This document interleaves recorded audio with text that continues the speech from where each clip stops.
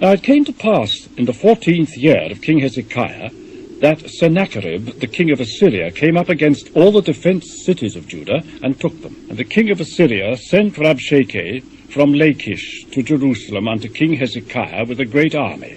And he stood by the conduit of the upper pool in the highway of the fuller's field.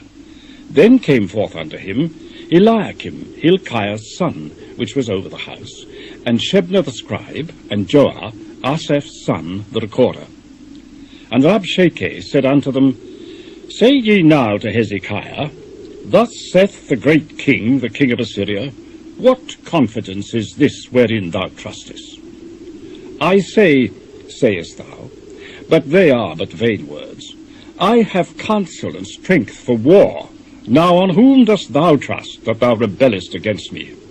Lo, thou trustest in the staff of this broken reed, on Egypt, whereon if a man lean, it will go into his hand and pierce it.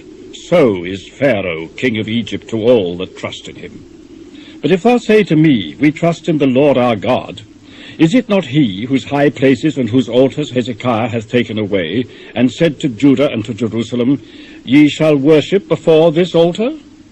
Now therefore give pledges, I pray thee, to my master the king of Assyria, and I will give thee 2,000 horses, if thou be able on thy part to set riders upon them. How then wilt thou turn away the face of one captain of the least of my master's servants, and put thy trust on Egypt for chariots and for horsemen? And am I now come up without the Lord against this land to destroy it? The Lord said unto me, Go up against this land and destroy it. Then said Eliakim and Shebna and Joah unto Rabshakeh, Speak, I pray thee, unto thy servants in the Syrian language, for we understand it. Speak not to us in the Jews' language, in the ears of the people that are on the wall. But Rabshakeh said, Hath my master sent me to thy master, and to thee to speak these words? Hath he not sent me to the men that sit upon the wall, that they may eat their own dung, and drink their own piss with you? Then Rabshakeh stood, and cried with a loud voice in the Jews' language, and said, Hear ye the words of the great king, the king of Assyria.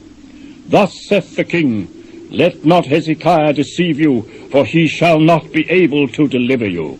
Neither let Hezekiah make you trust in the Lord, saying, The Lord will surely deliver us. This city shall not be delivered into the hand of the king of Assyria.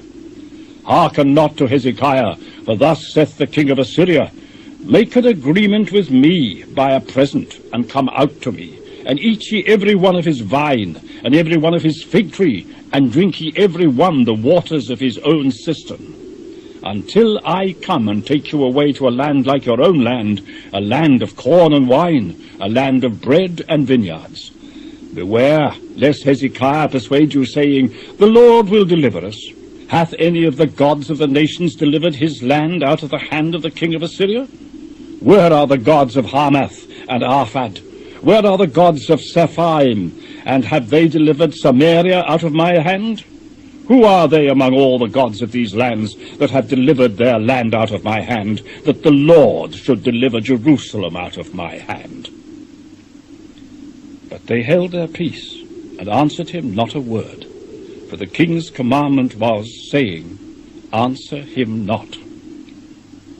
Then came Eliakim, the son of Hilkiah, that was over the household, and Shebna the scribe, and Joah the son of Asaph the recorder, to Hezekiah with their clothes rent, and told him the words of Rabshakeh.